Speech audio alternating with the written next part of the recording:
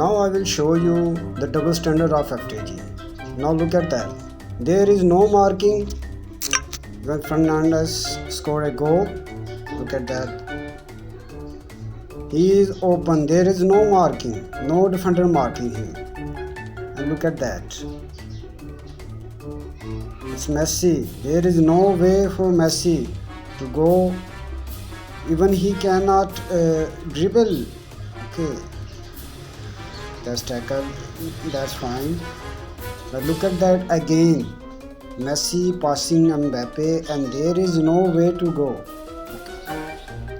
Now look at that. There is no way.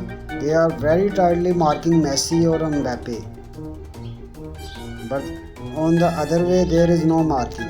There is no defense. Again, watch this.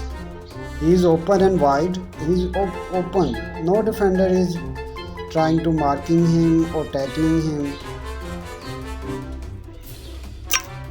Let's watch another game. Look at the defense. That was Haaland, but they are defending him very well.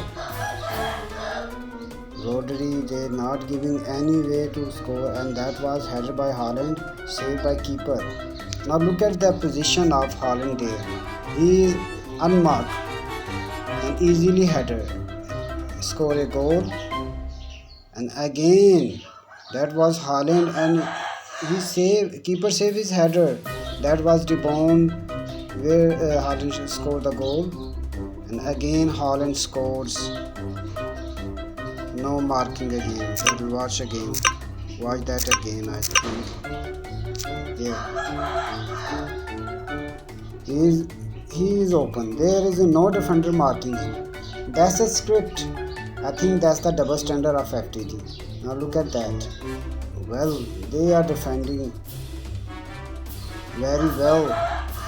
There is no way to score a goal again, and again keeper was saved. These are things I think FTG need to improve.